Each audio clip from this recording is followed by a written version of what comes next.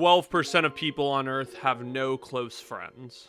That's not surprising to hear, nor is it necessarily a bad thing. You're still important on the world even with no close friends, but this is relevant when we're talking about the co-op storytelling studio known as Hazelight.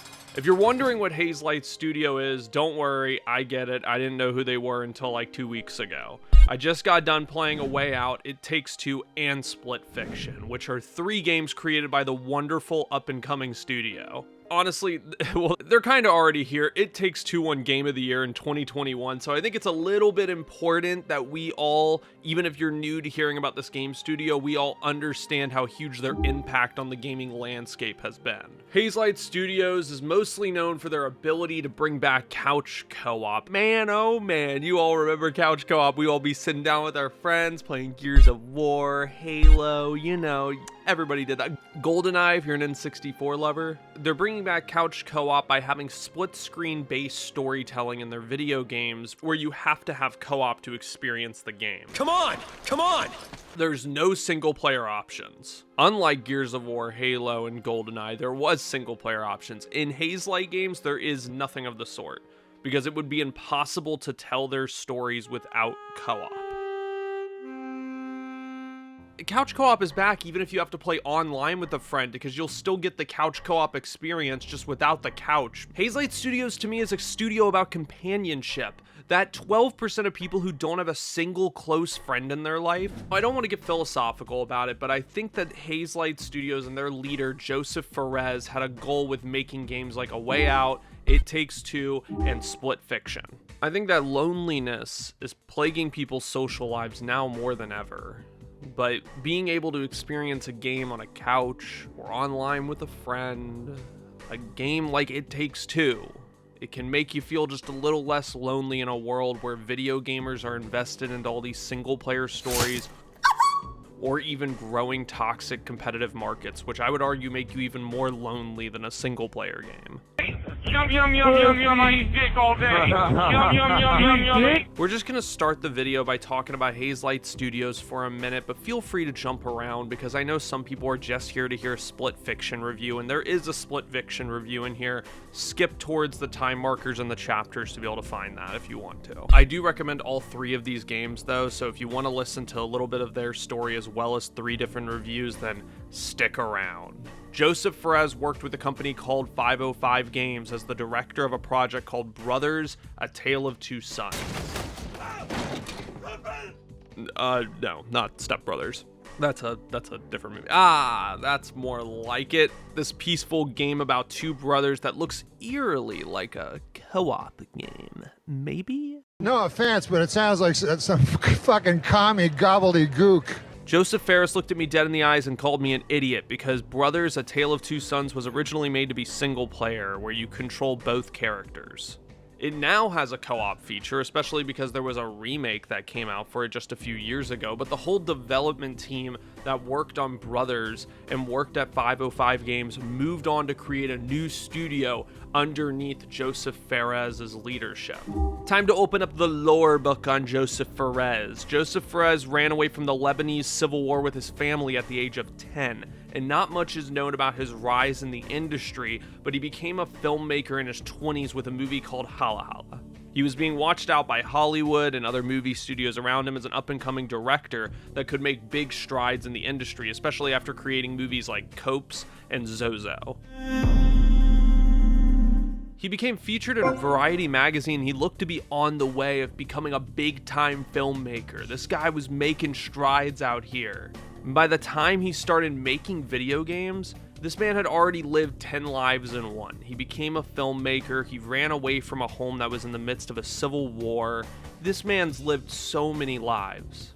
Josef Fares went on to make one more movie called Balls in 2010, which apparently wasn't as good as his previous couple movies, but I don't know. I haven't seen any of these. I ain't gonna pretend I have. After this, he drifted towards focusing more on video games since he claimed to be a gamer like all of us. He claimed that, which I'm gonna test him.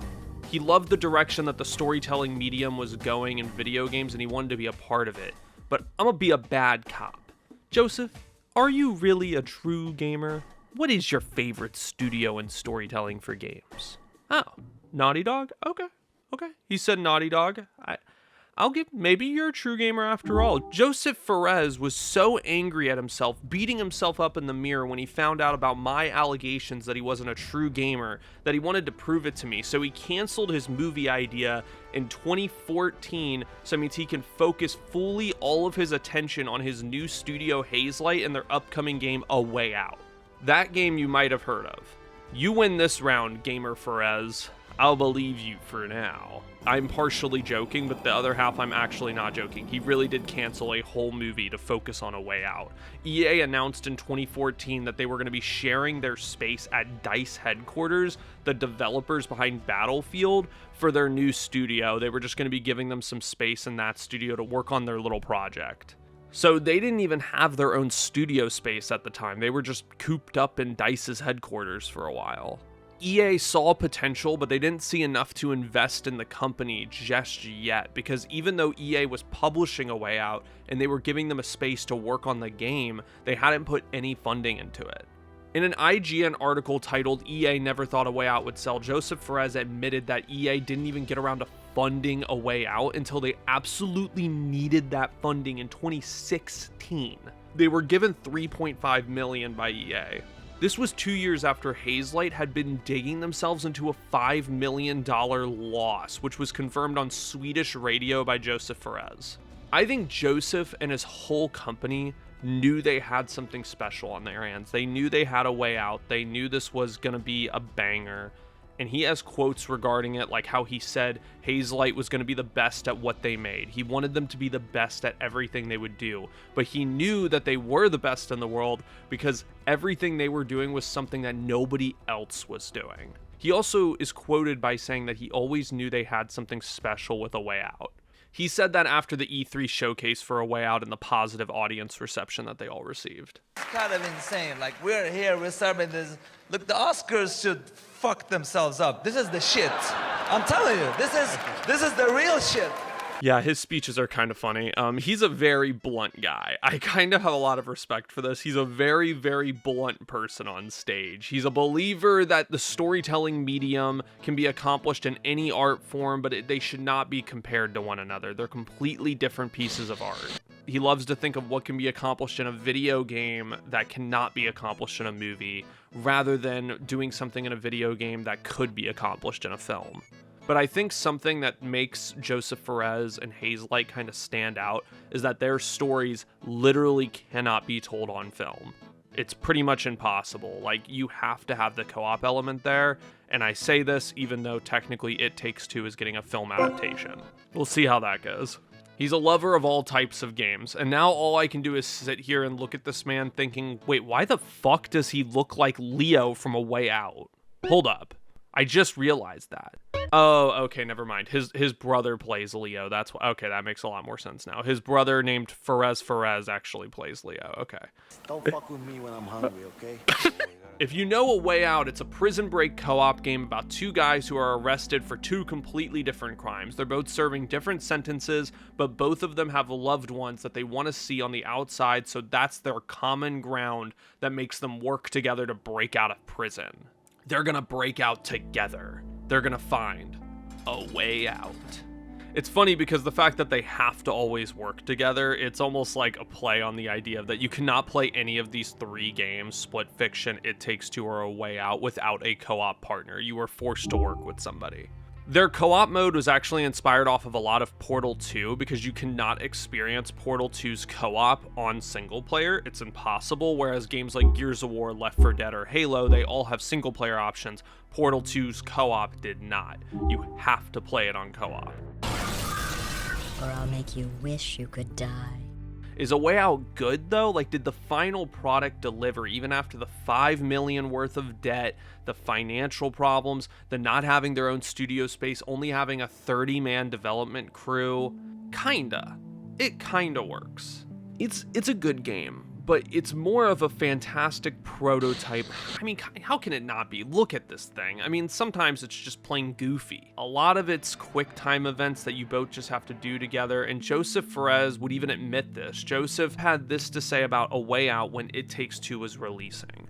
Of course, I wish we could have pushed all that more in A Way Out, but it was hard with the team we had. I still think we did a great job considering what we had. In A Way Out, we got compared to AAA titles, and you compared Uncharted's cover shooting to our shooting, but I mean, come on. We had one coder for our shooting.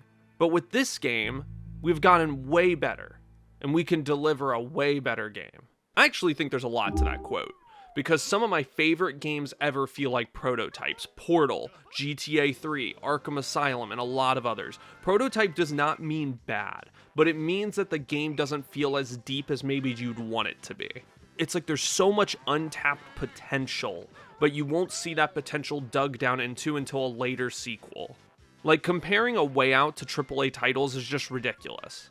I think the shooting in A Way Out is kinda dull, but once you add in the fact the shooting was made by one coder, holy shit, like, my respect level for that goes through the roof.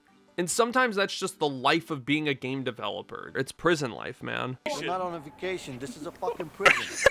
Look, dude. A Way Out just has all the staples that Hazelight will become known for. It's polar opposite characters who crack humor to one another throughout the game. They have some really good banter. There's puzzles that you both have to solve together. The split screen dynamic where you watch two stories unfold at the exact same time and you focus in and out of each one of them. It's just because it's a prototype, it's all dialed back.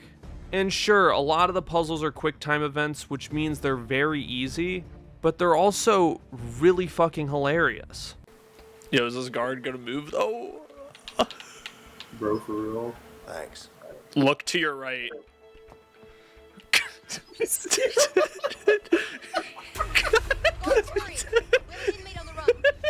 Or how about this one when I just chose not to grab my friend's hand like a fucking douchebag? You gotta hold it! The couch co-op aspect is probably the best thing on display here. I cannot imagine what is going through Vincent's head while he's throwing darts when Leo is having a very personal conversation with his son. The characters being polar opposite does work at times, but there's other moments where there can just be awkward silences or weird interactions that they'll make you laugh, but often they feel really out of character. I know it's charming to see these two play piano together, but Leo and Vincent would not be caught in a person's house robbing them to play a musical together.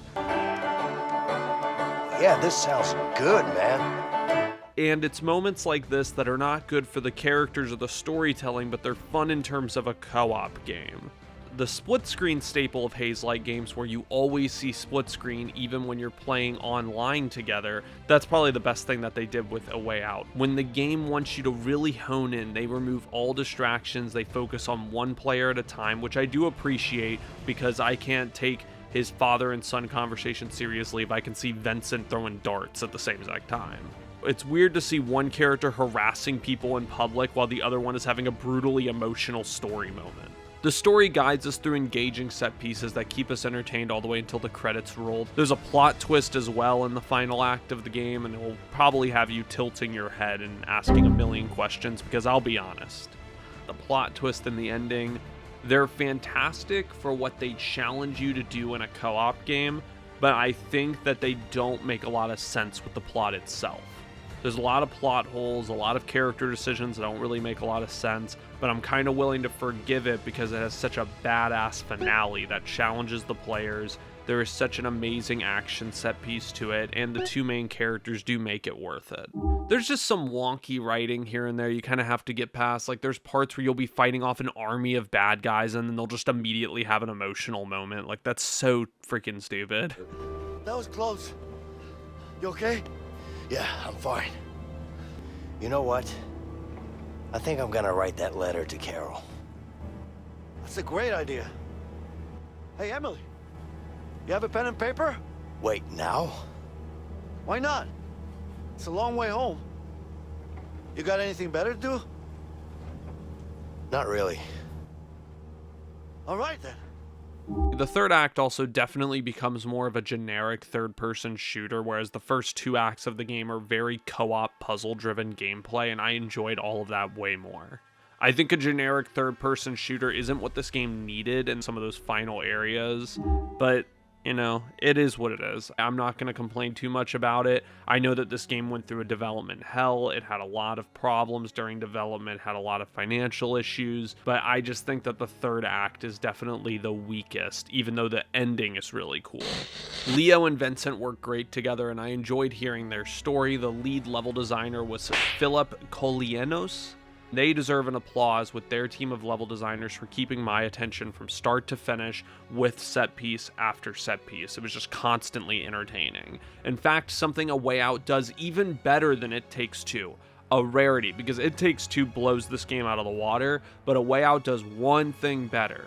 And it's that during the chases, during an action moment, each character will get their time to shine. A good example is the construction segment. You'll see Leo chasing after the manager, and it will hone in on Leo, and then the manager will be in Vincent's sights next, and then now the camera is focused on Vincent, and he'll become the focus of the scene. I love the shift constantly. It's like the scripted events are lined up so perfectly to where it just switches between characters and who's the focus of the scene. That's something that's not really in It Takes Two, and I think A Way Out just does such a terrific job at it. It makes you appreciate the co-op aspect so much more, and honestly just how particular the developers must have been with the scripted events being activated at certain moments. Like, you had to time when me and my friend were both driving for a slow motion event to where we cross over each other on the motorcycles in this segment. Like, that is so in particular, and I have a lot of respect for that. Yo, okay, alright. Yo. That's pretty cool. Sometimes even the scripted events will push some of the camera for one character out of the way and focus strictly on one person. And I don't know why they wouldn't focus on Leo sometimes. It was just really frustrating. I want more Leo. Why would they not focus on him when they're having an emotional segment with Vincent? Perfect. I should run away with the baby. Come on, you piece of shit. Work. Me going to hold my baby at a tender moment. Leo in the background. Come on, you piece of shit! Like smacking the fuck out of a vending machine.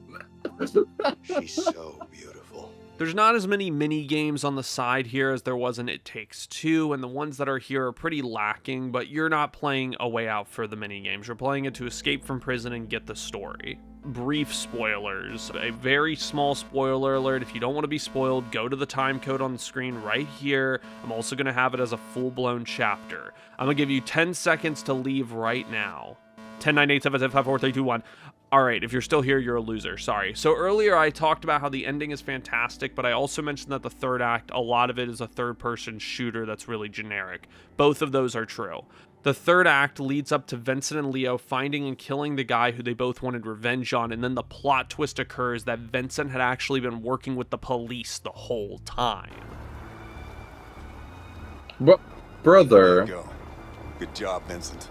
Not only did they not have to go through all of this to figure out who the main antagonist was, but also there's so many moments, like how Vincent wants to go see his newborn son at the hospital, and I guess the police staged a storming of the hospital to arrest Leo and Vincent, involving gunfire, glass breaking, and escaping the hospital. Like, you could give somebody a freaking heart attack in one of the rooms, and somebody could probably argue that they didn't know Vincent was working with the police force, but I just doubt this would ever happen. It completely breaks the logic and makes nobody ever be able to guess that Vincent would be on the police force, and I don't think that just because you do things that are so illogical to the plot twist, that makes the plot twist more surprising. If anything, it just makes it lamer, in my opinion. That's just one example, though. There's quite a few throughout the game that make you question the plot twist logic, but, you know, some people are going to hate it more than others. Some people are going to love it more than others. It's whatever.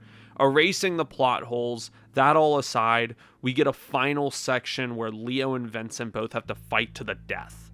And in my opinion, challenging the friends who have been playing co-op the whole time to battle to the death was genius. You have both been your characters. One of you has been Vincent, one of you has been Leo the whole time. You've both have gotten to know these characters deeply. You've gotten to know their lore books and everything, you know what I'm saying. Picked up a lore book on Leo from the library. It's emotional to have this fight because you're fighting for the life of the character you've gotten to know. Whether that's Leo or Vincent, it's just intense because this is a character you've become passionate about. You love them, you want to see them survive, but you know you both aren't making it out of here. Now, if you played as Vincent, you're a fucking piece of shit, because I say that as a Leo fan. Leo all the way. Leo defenders in chat. Leo is better than Vincent. Nobody's gonna tell me otherwise. Vincent, you piece of rotting garbage. I hate you. Next time I play the game, I'll probably play through as you, though, because I've played through the game twice as Leo. Whoever wins gets their own happy ending, but both of these individuals, it's impossible for them both to get a happy ending together. It's bittersweet no matter who wins at the game, and I love that.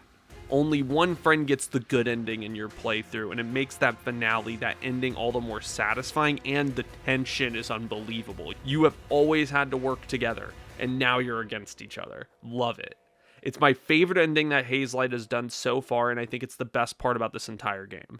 A Way Out sold more than 4 million copies with a team of around 30 people. I think it deserves the praise it got, and once again, it's a perfect prototype. Sure, there's probably plenty of issues, there's so much untapped potential, but I still think it's worth checking out if you got a friend, or if you want to play with your significant other and go through it together. Where A Way Out had Leo and Vincent, who represented the companionship of two criminals, It Takes Two is the companionship of love. This is the best couples game I've ever played in my life. Appreciators, or if you are looking to get laid, then go play Fortnite with your girl. If you're looking for a wife, you play It Takes Two. The fuck you say to me, you little shit? We got twice as big of a development team this time around, with now around 60 employees working at Hazelight. Now they've got their own studio interiors where they're not having to share DICE headquarters, and somehow EA hasn't already butchered this company. No, I mean it. I'm EA, for how god awful this publisher is. They got two good studios under their belt right now, Hazelight and Respawn. And even Respawn keeps me praying that they're not going to go down under. When we looked at A Way Out, we had 3 different gameplay mechanic styles. We had QuickTime events to get out of prison, we had mini games that filled up the whole second act, like the boat chase or fishing for food or doing fuck all on this stranger's piano, and then we got the third-person shooter. It Takes Two had a completely different methodology, with the mentality of, if we stick around with one gameplay style for too long, then it will become not special. This is actually a quote from Josef Fares. So I am not joking that every single campaign area that you go to in It Takes Two, you are completely changing up how you play the game. It always requires co-op, but your abilities are always different, and now it's always requiring platforming as the focus. The gameplay feels far more innovative from A Way Out and far more intuitive, while it's still flowing with the story rather than just being quick time events like A Quantic Dream, Heavy Rain, or Detroit Become Human. It Takes Two is insanely successful, with selling over 20 million copies being sold, and I can tell you why. Well, first off, EA spared Hazelight by signing them up for an Originals program, which contractually required EA to fuck off and let Hazelight have full creative control over their profits and their games. Which, from a business standpoint, why would you not do this? It Takes Two a step above everything A Way Out did. The gameplay of A Way Out feels somewhat disconnected from the events of the story, whereas It Takes Two is about a married couple that's about to get a divorce, and they get sucked into a dream world as toys together, where they have to platform, solve puzzles, and work together to realize that in a relationship, it takes two. See what I did there? The writing here is better. It makes much more sense. I am more invested in this marriage than I was with Leo and Vincent, who didn't even like each other that much to begin with. This is a couple who now dislikes each other, but you can see the history behind them, and I find that more interesting. Platforming and solving puzzles in this dream world, which means there's more gameplay. I mean it when I say everything is better here. And A Way Out is a good game. But if A Way Out is a good game, then It Takes Two is a masterpiece. Even from a story standpoint, I think Josef Fares elevated this game with his helper, Sonny Jorgensen. Sonny Jorgensen or Sony Jorgensen. The environments, every area has a gorgeous color palette, and they all have interesting new abilities that make them worth revisiting to do everything in. They aren't semi-open world areas, but there's tons to explore that can happen. There's tons of different mini games. You'll have one person running around waiting at a fun chess mini game while the other person is waiting at the main objective, getting bored and brain rotting on their phone in real life. My personal favorite environments were the ones where I could become a plant because being a plant is funny. The toy kingdom within the daughter's room, which I love for many reasons, but this especially is one of them.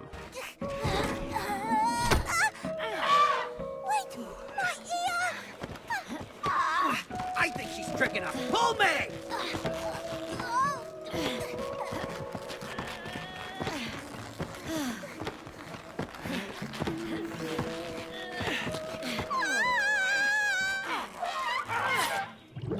The art style, the design here, the color, the environments are so great, and I just have to give credit to Khalees Endal, who is the artist behind all three of these games, but also Simon Lindberg and Carl Lowenberg, who are the lead environment designers as well. All of these people deserve so much praise, because this game, gorgeous on every level. Oscar Thoresen is also the lead animator, which I know people sometimes roll their eyes when I'm saying all these names, but you really shouldn't, because these are the people who make something you loved. Everything on a design level is near perfect, though. The environments, the art style, the animations, the mini games, the exploration, it's all a blast. All the new abilities make the game more replayable, as well as the mini games, which this time around are far more enjoyable than A Way Out.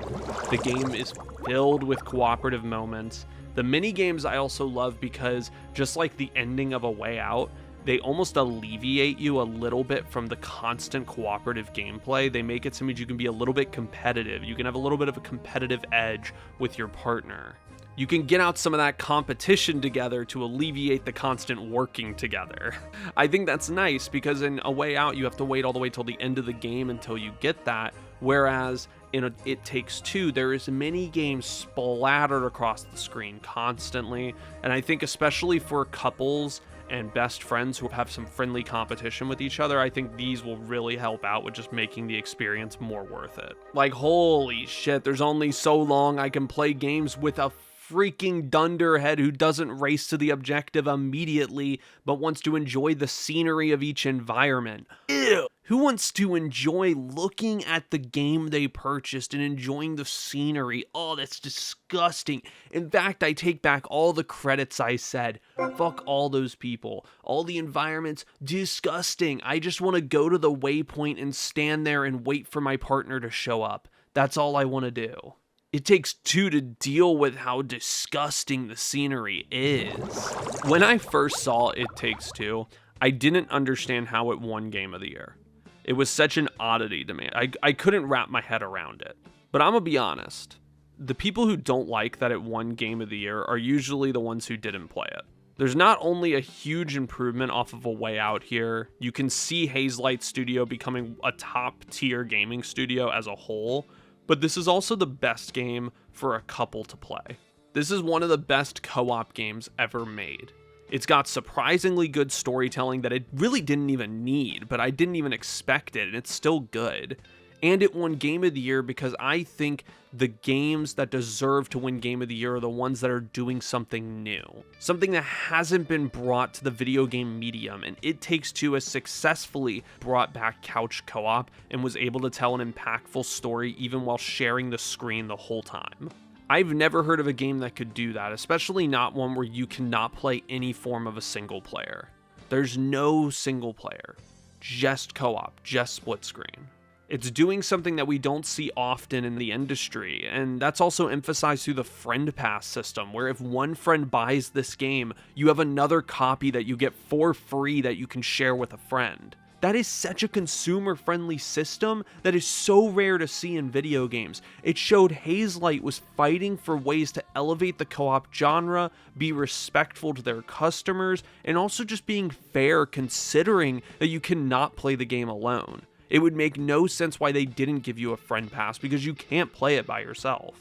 It Takes Two, so I better be getting 2 copies when I buy it. It Takes Two isn't my personal favorite game of 2021, but it absolutely deserved to win Game of the Year.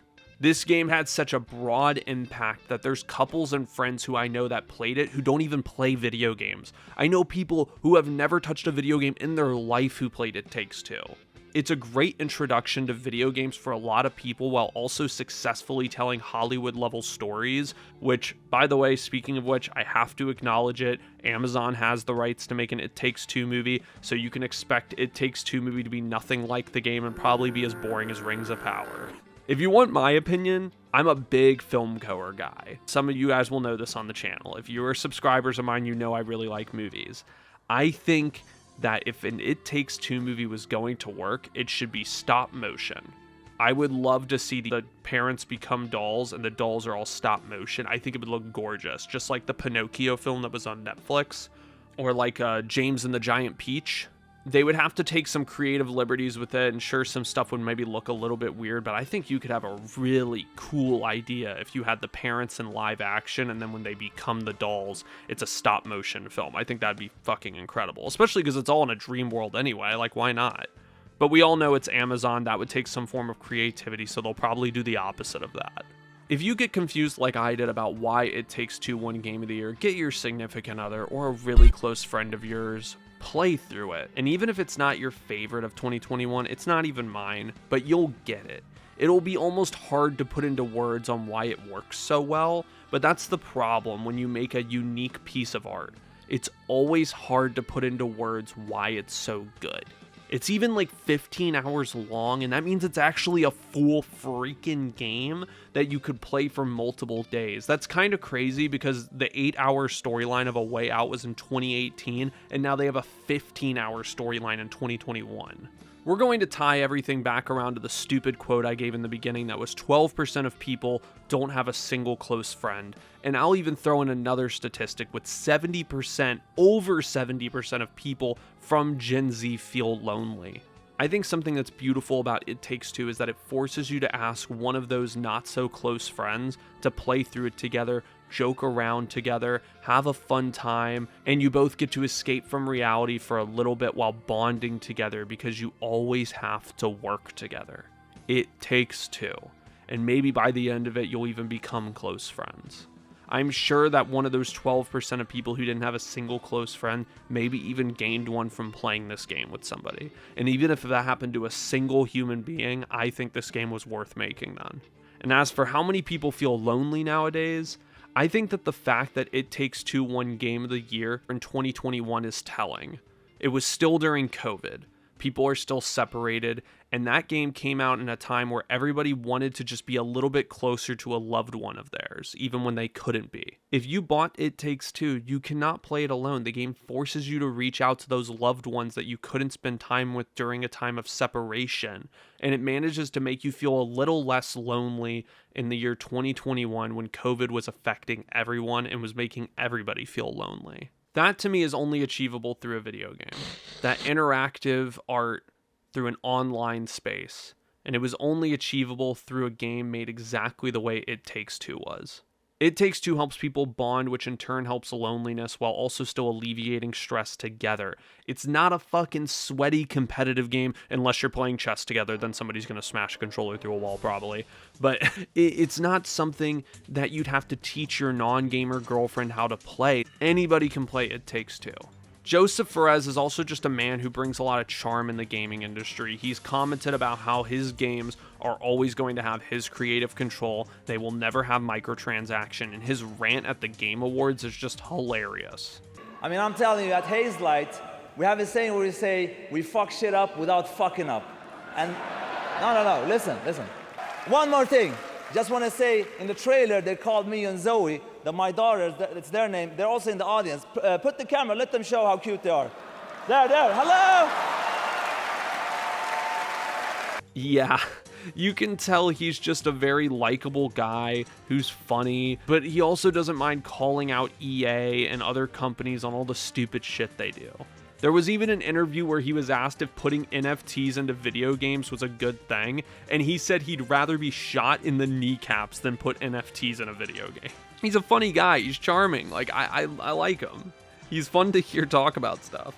And I don't want to sound like a PR team for him, because I mean, it's kind of weird when people act like a PR team for a company or for a person or for a celebrity or whatever, but I don't really think Josef Fares is an actual celebrity, really. He was an indie filmmaker who became a game director. Josef Fares' story is almost just as interesting as talking about one of his games. His personality is so intense. Him as a creator, he's so intense in the industry. He's a man of passion. He charged into making Hazelight Studios with his previous team from 505 Games. He dove his studio into debt to make A Way Out happen. He brought couch co-op back into the mainstream. And for any one of you who doesn't understand the impact of couch co-op back in the day, it was what made gaming a social activity for people. It used to be a big deal to go to a friend's house, play split screen, and it's just been lost in time. Hazelight games bring that feeling back of sitting down, hanging out together, and playing split screen, even if my friend is hundreds of miles away, because I can still see what's happening on the screen, what he's doing as well as what I'm doing. Nothing will ever be able to replicate local co-op on an online landscape, which you can also do local co-op in these games as well. Don't think you can. It's not just online. You can also sit down on a couch together and play together. But this online feature and still seeing split screen, this is the next closest thing to that, because I can still see everything my friend is doing in the game. It's a blast, and it means so much to me that this was a Game of the Year pick. It really does. Like, this means a lot to me that this game won Game of the Year. My favorite quote from Josef Fares goes like this when he was talking about his gaming vision and if it would ever be compromised. Don't get me wrong, but I don't really give a fuck what the market says. I'm a passion-driven man, and if this feels right, then this is what it's going to be. Even if someone tells me you will sell 5 million units more if you do this, I'll say, no, I don't care. This is the vision. This is what the game is. It's about a split-screen experience. The vision is a story for 2 players. That's what it's designed to be from the get-go, from day one. It was never single player, so that's pretty much, it makes it very unique. It hasn't really been done before. Most games are single player and add split screen. For me, it was important to say split screen only from day one. That's it. Yeah, man. You can see why this is one of my favorite game directors working today. Hazelight is perfect for couples because it explores those dynamics, the polar opposites, the humor, the gameplay. The whole design is about what it's like being stuck with somebody who is the opposite of you. And as we all know, opposites attract. We're on to that forced companionship with science fiction and fantasy writers with their newest game, Split Fiction. That companionship thing doesn't have a good ring to it. We had companionship of love. We had the companionship of criminals. We're just gonna call it the companionship of writers. How about that? Hazelight has referenced a few times that they might make a single player game someday, and even though I would still play that, but I'm not gonna lie, I love the idea of every couple of years I get a nice little co-op experience that I can sit down, pop it in, and play couch co-op like it's the good old 2000s. It's nostalgic, there's actual great games here, and every single Hazelight game they improve upon their formula.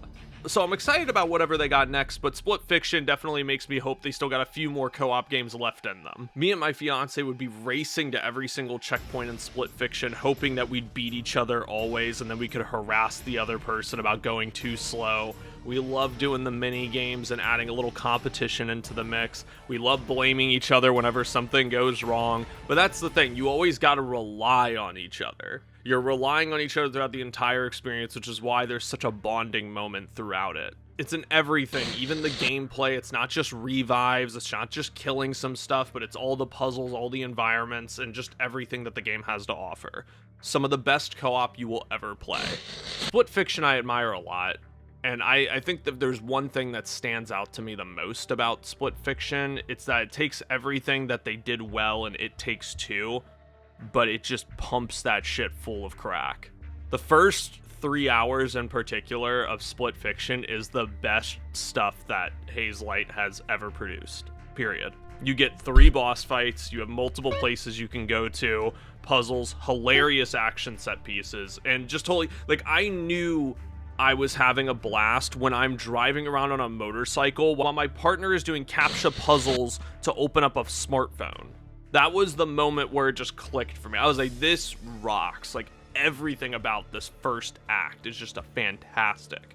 You're going from place to place, getting new abilities to new abilities to new boss to new boss, and it's just back to back to back to back. It's nonstop. I legit said out loud, if this game holds up this momentum for the whole 10 hours, this could be my game of the year. Even if Take-Two wasn't my game of the year. And I'm not going to get into any spoilers here, and all the footage I'm going to show off is within the first 2 hours of the game, so you don't really have to worry about too much being spoiled. And by the end of it, I am happy with Split Fiction, but it doesn't hold that momentum, really.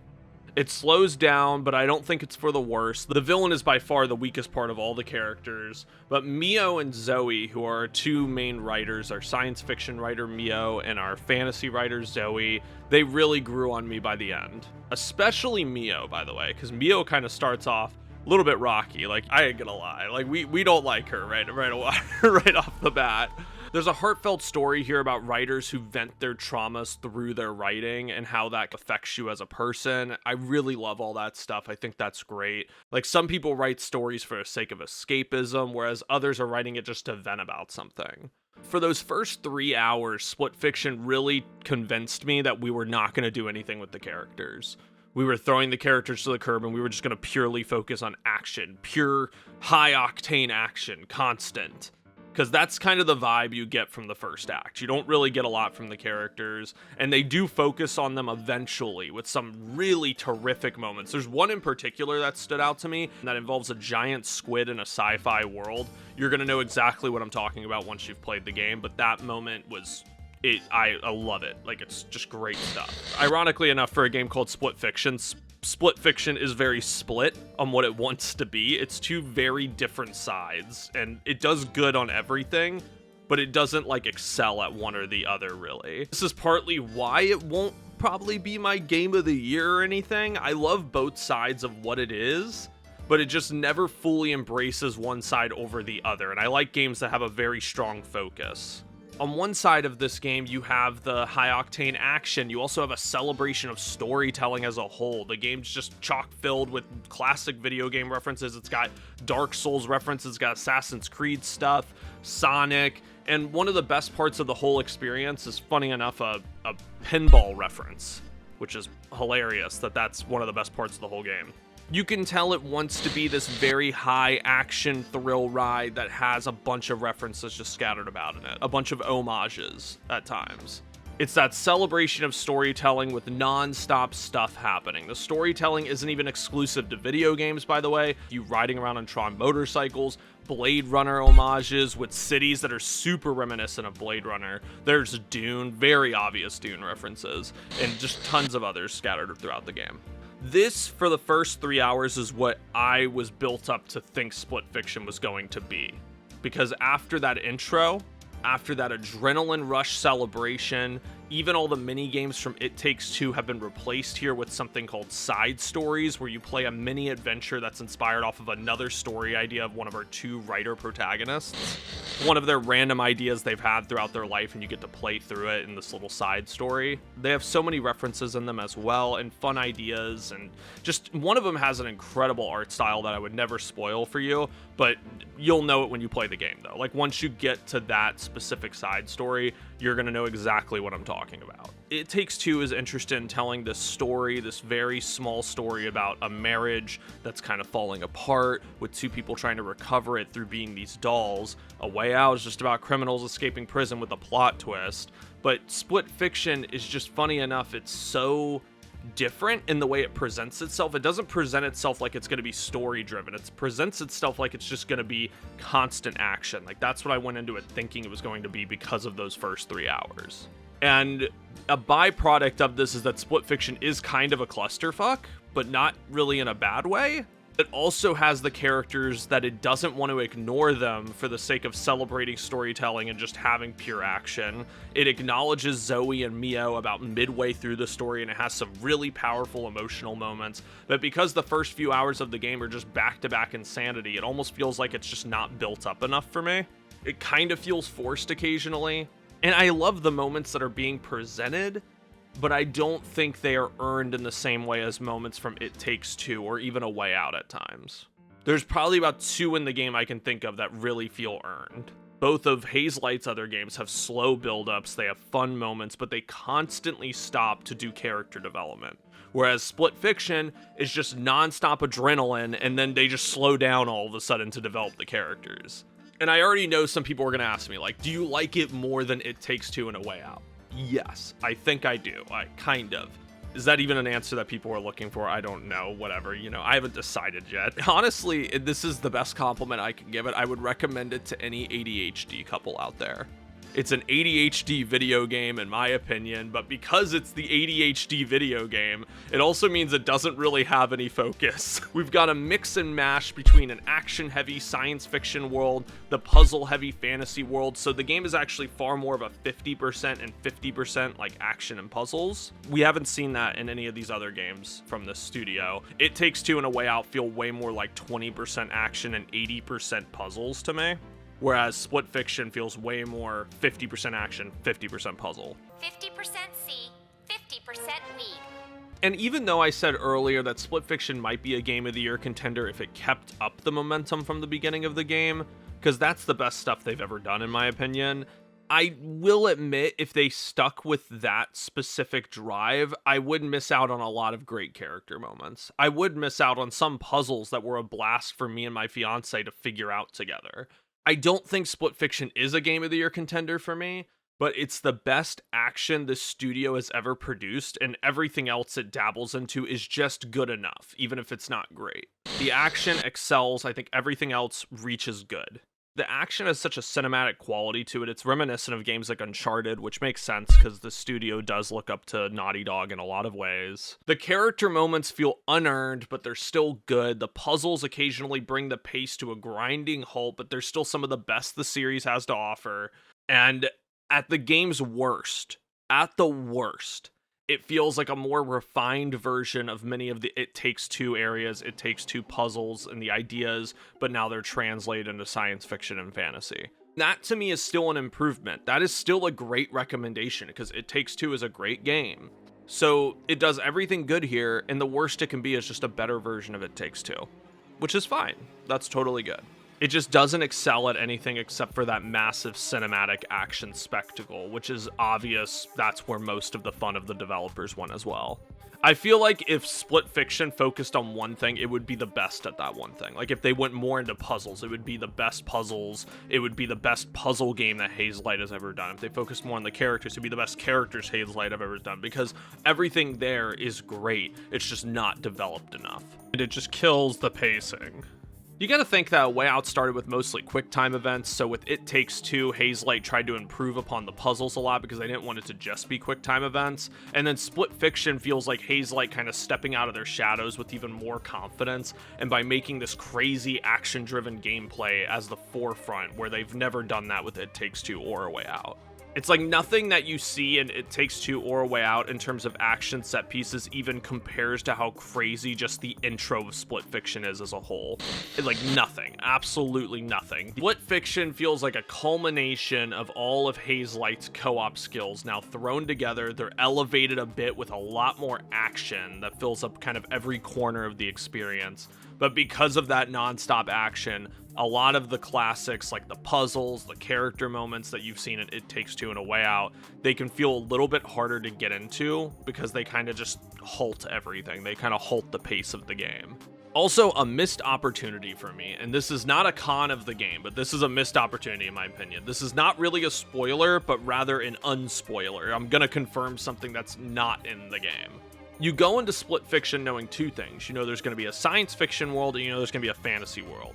I kind of wish, and it's so obvious from the get-go that this is a celebration of a lot of stories from science fiction and fantasy, with all the movie references, all the different genres being tackled in the side stories, and all the different video game references. But I kind of wish we did a little bit more when it comes up to crossing over science fiction and fantasy. They don't do a lot with it. They do a little bit, and I also think that the celebrating of other genres for even tiny parts of the game would have been really cool. Like, Yeah, we do have different genres sometimes being tackled in the side stories, but most of the time it's still either fantasy or science fiction, and that's it. I think it would have been really cool if we got like pure horror, like maybe done something with horror. There is some dark humor in the game, but they didn't do anything with horror. We could have gone into a side story that was maybe a thriller type, like Die Hard, or like you're going through a building taking out a bunch of guys. I know all this isn't the expectations from the marketing of Split Fiction, but I personally feel like if the first half of the game was fantasy and sci-fi, and then maybe we jumped into other story genres, I would go crazy for that. That would blow my mind. It would give up so many opportunities for just so much different types of gameplay. I think some would probably argue with me that the side stories do different genres, and like I said earlier, they do. But I don't think they go into it as far as they could have. There's an SSX/Pro Skater kind of esque side story that's really fun, but I just wish the side stories weren't all science fiction or fantasy. There's a couple that jump outside of those two genres, but it really just would have been a lot cooler to me to see every genre of movies and games get tackled. Like, I've always wanted to see a game where if I jumped into one of those side stories, it just becomes like a first-person shooter. Or I jump into another side story and it becomes a horror video game, like a survival horror game. I think they could have done that too. There's so much here that they're talented with, and I really think they could have pulled that off. That is my missed opportunity. It's not a flaw with the game, but I think they could have done a little bit more with it, and I would have loved that. That just would have been really cool. And even with this missed opportunity does not take away from what Split Fiction is, which from me is a pure recommendation. It's probably the best Hazelight game so far, and if you liked It Takes Two, go buy it. Just be prepared for it to be a little bit more difficult with some of the boss fights and the action segments. Speaking of action, if you're a junkie for action, or if you got an ADHD friend or ADHD couple or whatever, play it with that friend, play it with that partner, and you'll be going bananas for those first few hours. We don't really know after this recommendation, everything, where Hazelight's going to be going. They've referenced doing a sequel to It Takes Two, they've referenced doing single player games, but wherever Hazelight goes next with Josef Fares, I'm excited. A Way Out, It Takes Two, and Split Fiction represent a trinity of evolution for this company. They started off with that prototype that just wanted to introduce couch co-op online. They evolved the characters and the puzzles and small bits of action in It Takes Two. And now they're taking all of that, they've dialed it up to maximum effort, and they added a shitload of action throughout to see how far they can push it. Hazelight, unless EA ruins them, I imagine Hazelight is going to be one of the best studios working within the next 10 years. Go out and buy Split Fiction, give a friend pass copy to a partner, and play it right now. It's only worth $50 and you can play it with your friend. So $50, you and your friend can play it right now. It's worth it. And especially if you're the ADHD king or queen out there, you'll always have different abilities, probably more than any other game you've ever played. So you'll always have some new ability or new location to focus in on. It's a blast for people who just want always something to do in a video game. There's always something to think about. I'm with you, Hazelight. And this was the most random company retrospective that we could have done on this channel, but I hope you guys like it because there's going to be plenty more company retrospectives coming out this year. The gaming studio made for companionships. I love it. Keep it up. Please like and subscribe if you want to hear about other video game reviews, retrospectives, or any other companies that have video games coming out this year. We'll do a couple of company retrospectives that have games coming out this year right now. Thank you for watching. Comment down below what you've been playing recently, and you already know what we do on this channel. We are going to be appreciating every single little piece of art out there, and I will always appreciate you.